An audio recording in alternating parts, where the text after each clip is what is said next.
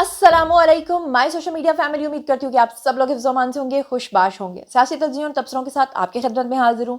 आज आपके साथ बहुत ही अहम खबरें लेकर आपकी खिदमत में हाज़िर हो गई हूँ। एक खबर तो आपके साथ ये शेयर करनी है कि इमरान खान ने दोबारा से आर्मी चीफ और जितनी हाई कमान है फ़ौज की, उनको फिर से अपने हदफ पे ले लिया जी, निशाना उनका लिया है। बहुत गलीज़ किस्म की बातें फिर से की हैं, जिसकी वजह से बैकडोर चैनल पे जो उनके राब्ते बहाल हुए थे वो फिर से ख़तरे में पड़ गए हैं। अब की बार खान साहब ने क्या कहा है, क्या धमकियां दी हैं, उसके बारे में बात होगी।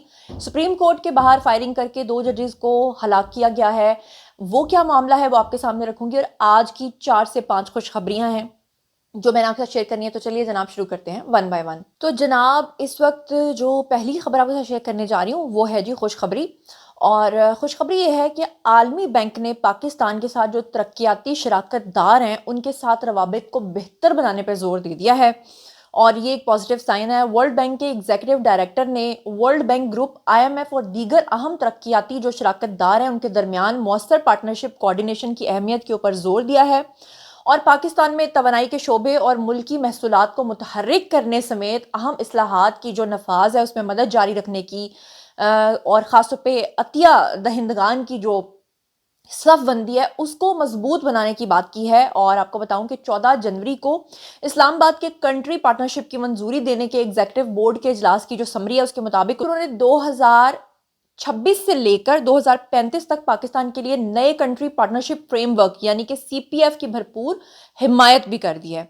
और एग्जीक्यूटिव बोर्ड ने यह फैसला भी किया है कि बैंक की इंतजामिया जो है वो 18 से 24 माह में नए तरीकाकार के तहत पहले चंद CPF के नफाज के बारे में बोर्ड को ब्रीफिंग देगी, और पाकिस्तान का CPF वर्ल्ड बैंक जो ग्रुप है उसके नई कंट्री एंगेजमेंट मॉडल की अहम खसूसियात को अपनाने के बारे में भी ये एक अहम मिसाल होगा। और इसके अलावा आपको बता दूं कि वर्ल्ड बैंक के ग्रुप जो हैं उन्होंने मजबूत नुक्ता नज़र आलमी इल्म, निजी शोबे और इसके ऊपर मुजवजा जो इन्हसार है और तरक्की को दुरुस्त समत में रखने, मजबूत और देर पा नताइज को यकीनी बनाने के लिए अदाद-ओ-शुमार, निगरानी, तशखीस और इसके एजेंडे पर बढ़ती हुई तवज्जो को भी सराहा है। तो पहली तो हो गई पॉजिटिव न्यूज़ ये। अब चलते हैं जी दूसरी आपके साथ जो है वो गुड न्यूज़ की तरफ। और मरियम नवाज भाई, मैंने अभी पिछले व्लॉग में भी आपको 2-3 खुशखबरियां बताई थी।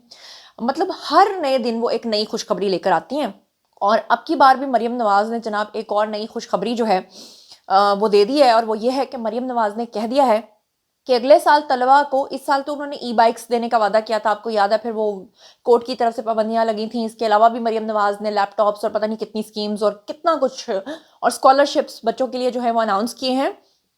अब मरियम नवाज ने अगले साल तलबा को 1 लाख E-बाइक्स और 50,000 स्कॉलरशिप्स देने का ऐलान जो है वो कर दिया है। और ओकाड़ा यूनिवर्सिटी में बेसिकली वो गई थी और वहाँ पर उन्होंने तकरीब से बात करते हुए वहाँ पर चेक्स भी तकसीम किए थे। वहाँ पर उन्होंने ये अनाउंसमेंट की थी और वहाँ पर बहुत ही दीदनी किस्म के मनाजिर थे, किस तरह से लोगों ने उनके पोर्ट्रेट बनाए हुए थे, स्टूडेंट्स उनके गले लग रही थी। इसे कहते हैं असल मकबूलियत, और इसे कहते हैं वो मकबूलियत जिसे वो लोग कह रहे हैं ना कि जाली मकबूलियत के मुकाबले में पेश करने की कोशिश कर रहे थे। तो मरियम नवाज के गले लग लग के जिस तरह से मोहब्बत का इजहार वहाँ पे स्टूडेंट्स ने किया है, असल में स्टूडेंट्स वो थे। तो बात यह है कि PMLN वालों को बेशक नहीं आता उस चीज़ को उस तरह से इजहार करना जिस तरह PTI वाले सोशल मीडिया पर एक छोटी सी बात को, वो याद नहीं, एक बच्चा गया था खान साहब के पास और सिर्फ उसकी शर्ट के ऊपर सिग्नेचर करने पे उन्होंने कहा था जी कि इमरान खान के एक सिग्नेचर पता नहीं कितने अरबों रुपए के बिकते हैं। और जब ये कहा गया था कि अगर इतने अरबों के बिकते हैं तो खान साहब के दौरे इक़्तिदार में पाकिस्तान का कर्जा ही उतार दो, तो फिर उसके बाद उनके पास कोई जवाब नहीं होता था, फिर वो बदतमीजी और गालम गलोच पे उतर आते थे। बहरहाल मरियम नवाज जो हैं उन्होंने वज़ीर तालीम मजिद सिकंदर हयात उनके साथ कहा कि वो बहुत अच्छा काम कर रहे हैं, और स्कॉलरशिप्स के बारे में भी उन्होंने कहा कि हमारा तलबा के ऊपर कोई एहसान नहीं है। और उसके अलावा उन्होंने जो ये कहा है कि जनाब मेरिट के ऊपर अब हम 50,000 स्कॉलरशिप्स मजीद E-बाइक्स देने जा रहे हैं, तो ये एक बहुत ही खुश आइंद बात है। अच्छा जी, अब हम चलते हैं जी इससे अगली खबर की तरफ। तो अगली खबर जो है वो भी एक खुशखबरी है, वो भी सुन लीजिएगा। पाकिस्तान ने चाइनीज कंपनीज के दरमियान जो 25 करोड़ डॉलर्स की मालियत की मुफाहमत है उसकी याददाश्तों के ऊपर भी दस्तखत कर दिए हैं, और चाइना के साथ मिलकर पाकिस्तान आगे बढ़ रहा है अल्हम्दुलिल्लाह। और पाकिस्तान और चीन की कंपनीज ने मेडिकल और सर्जिकल के शोबाजात में तिजारत को फ़रोग़ देने के लिए 25 करोड़ डॉलर्स की मुफाहमत की जो याददाश्त हैं, MOU जो हैं वो साइन कर दिए हैं, जो कि एक बहुत ही ज़बरदस्त बात है। اچھا جی، اس کے علاوہ ایک اور بڑی خوشخبری آپ کے ساتھ شیئر کرتی ہوں. وہ خوشخبری جناب یہ ہے کہ مریم نواز نے پنجاب کے اندر، آپ کو میں نے بتایا تھا کہ جتنی بھی سڑکیں ہیں ٹریفک کی بحالی کے لیے انہوں نے بائکس کے لیے الگ اب روڈز تعمیر کر دی ہیں، یا ان کو سیپریٹ کر دیا ہے کہ جو بائکرز ہیں وہ گاڑیوں کے ساتھ نہیں گزریں گے، اور ان کے لیے الگ سے انہوں نے سسٹم بنایا. وہ تو میں نے پچھلے ولاگ میں آپ کو بتایا تھا. لیکن ابھی جو خوشخبری آپ کے ساتھ شیئر کرنے جا رہی ہوں وہ یہ ہے کہ مریم نواز نے پنجاب کی سڑکوں کی تعمیر و مرمت کے لیے الٹیمیٹم دے دیا جی، کہ پورے پنجاب کی اب جو سڑکیں ہیں جہاں پر بھی آپ کو کوئی کھڈا نظر آتا ہے جی پورا ہو جائے گا. پہلے مریم نواز نے پورے پنجاب کی صفائی کے اوپر جو ہے وہ زور دیا تھا، لیکن میں آپ کو بتا دوں کہ صفائی میں ابھی بھی بہت فقدان ہے. میں مانتی ہوں کہ مریم نواز نے بہت گاڑیاں منگوائی ہیں، بہت سب کچھ ہو رہا ہے، لیکن جو ان کا عملہ ہے نا وہ اب بھی صحیح کام نہیں کر رہا. اب بھی میں لاہور کے پوش ایریاز میں کل گزری ہوں، میں دیکھ رہی تھی جگہ جگہ کچرا ہے، مگر ان کی کوششیں اپنی جگہ جاری ہیں، اور اللہ کرے کہ وہ کوششیں جاری رہیں. ایک چیز مینشن کرتی چلوں کہ پہلے ہم دیکھتے تھے کہ جو لاہور میں سردیوں میں نہریں ہیں، ہماری کنال ہے، وہ سوکھ جاتی تھیں تو وہاں پہ صفائی کا کام ہوتا تھا. اب میں نے وہاں پہ نہیں دیکھا، کچرا اسی طرح گرا پڑا ہے. مگر وزیر اعلیٰ پنجاب ہے جی مریم نواز، انہوں نے پنجاب کی سڑکوں کے تمام مراکز اور صحت کی تعمیر و بحالی اور پہلا فیز جو ہے 30 جون تک مکمل کرنے کا حکم جو ہے وہ دے دیا ہے. اور ان کی زیر صدارت ایک اجلاس ہوا جس میں انہوں نے بریفنگ دیتے ہوئے بتایا کہ روڈز کی بحالی پروگرام کے تحت 462 پروجیکٹس کی منظوری کے بعد 455 کے اوپر کام جو ہے وہ شروع ہو چکا ہے. اور یہ بھی بتایا گیا کہ روڈز کی بحالی فیز 2 کے تحت 72 اسکیموں کی منظوری اور 67 پہ کام جو ہے وہ شروع کر دیا گیا ہے. اجلاس میں انہوں نے یہ بھی کہا کہ مالی سال کے آخر تک پنجاب کی سڑکوں کی تعمیر و مرمت جو ہے اس کے سمیت جو صحت کی تعمیر و بحالی ہے اور پہلا فیز جو ہے اس کا مکمل کر لیا جائے گا. اور اس موقع پہ انہوں نے کہا کہ رابطہ سڑکوں کی بحالی اور اس سے لاکھوں لوگ جو ہیں وہ مستفید ہوں گے. کھیتوں سے لے کے منڈیوں تک کی جو سڑکیں ہیں وہاں پر بھی باقاعدہ طور پہ سڑکیں بن جائیں گی تاکہ کھیت کھلیان سے لوگوں کو اپنی فصلیں پہنچانے میں جو ہے وہ مشکلات کا سامنا نہ کرنا پڑے. اور مزید انہوں نے ہیلتھ کلینک بنانے کا بھی اعلان کیا ہے جو کہ ایک بہت ہی اچھی اور خوشخبری ہے. اب چلتے ہیں جی اگلی خبر کی طرف جو میں نے آپ کے ساتھ شیئر کی تھی، اور وہ جناب یہ ہے کہ سپریم کورٹ کے باہر مسلح افراد نے فائرنگ کر کے 2 ججز کو قتل کیا ہے. یہ کیا معاملہ ہے میں آپ کے سامنے رکھ دیتی ہوں. بیسکلی سپریم کورٹ کے باہر مسلح شخص کی فائرنگ سے 2 ججز واقعی جاں بحق ہوئے ہیں، لیکن یہ ایران میں ہوا ہے. اور اس وقت سوشل میڈیا پہ یہ کافی پھیلایا جا رہا ہے اور پتہ نہیں اس طرح کی ترغیب دی جا رہی ہے خدا نخواستہ کہ پاکستان میں بھی اس طرح کے ماحول پیدا کیا جائے. پہلے بنگلہ دیش کی مثالیں دے کر پاکستان میں اس طرح کا ماحول پیدا کرنے کی کوشش کی جا رہی تھی. اس سے پہلے خان صاحب خود سری لنکا کی مثالیں دیتے تھے.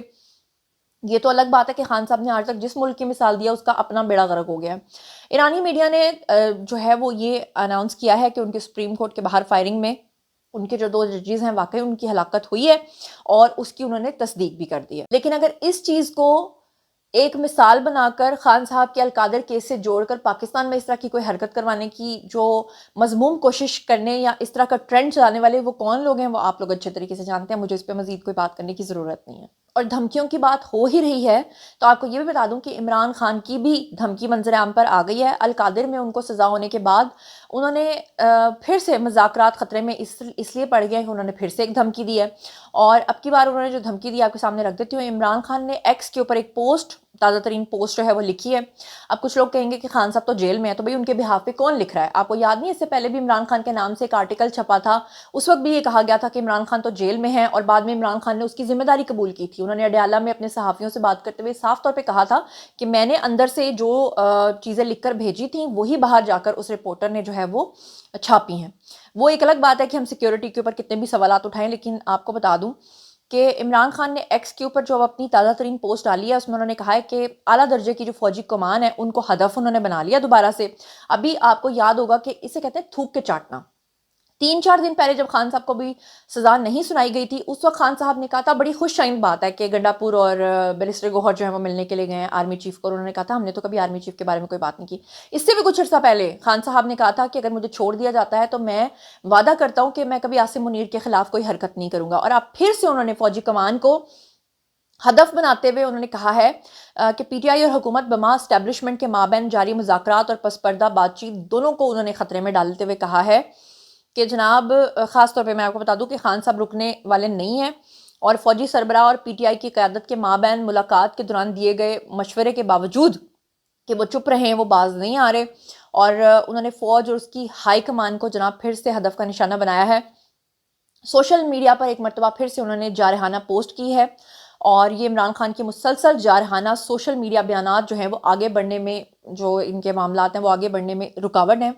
और पीटीआई के एक रहनुमा हैं जी, उन्होंने अपना नाम ना बताने की शर्त पर ये कहा है कि इसके ऊपर ये जो खान साहब ने अब की बार फिर से हरकत की और फिर से उन्होंने आर्मी चीफ को धमकियां दी हैं, इसकी वजह से उनके अपने नुमाइंदे जो हैं वो बहुत ज़्यादा परेशान हैं और उन्होंने इसके ऊपर अफसोस का भी इजहार किया है। गंडापुर के करीबी ज़राए जो हैं उन्होंने भी इंकशाफ किया है कि वज़ीर आला ने इमरान खान से अपनी आखिरी मुलाकात में बानी पीटीआई चेयरमैन जो हैं उनसे दरख्वास्त की कि वो फ़ौज और उसकी क़यादत पर हमले से गुरेज करें, क्योंकि हालिया जो बैकडोर इनके राब्ते हो रहे हैं उसमें थोड़ी पेशरफ्त हुई है, लेकिन खान साहब बाज नहीं आए। बैरिस्टर गौहर ने भी आपको पता है उनके साथ जाकर मुलाकात की, फिर भी खान साहब बाज नहीं आए। और आपको ये बता दूं कि इमरान खान को सजा सुनाए जाने के बाद इमरान खान ने दोबारा से हमीदुर रहमान कमीशन की जो रिपोर्ट है वो लोगों से अपील की है कि वो जाकर पढ़ें। यानी उस बांग्लादेश की फिर वही मिसालें दे रहे हैं या उन्हीं चीज़ों की मिसालें दे रहे हैं जो उनके गले का फंदा बन सकती हैं। खान साहब बाज नहीं आ रहे और खान साहब का मुझे मुस्तकबिल बहुत ख़राब नज़र आ रहा है। बहरहाल ये था आज का वीडियो। बारी अच्छी आप लोगों की आई कमेंट सेक्शन में और बताइए कि आप इन तमाम चीज़ों के बारे में क्या सोचते समझते हैं। जो कुछ भी आप सोचते समझते हैं शेयर कीजिए, पर्सनली जवाब दूंगी। मजीद खबरें, व्लॉग्स, इंटरव्यूज़ और सियासी तज़किरे जानने के लिए मेरे साथ कनेक्टेड रहना हरगिज़ मत भूलिएगा। चैनल को सब्सक्राइब कर लीजिएगा। अपना बहुत ख्याल रखिएगा। अल्लाह ने के पान।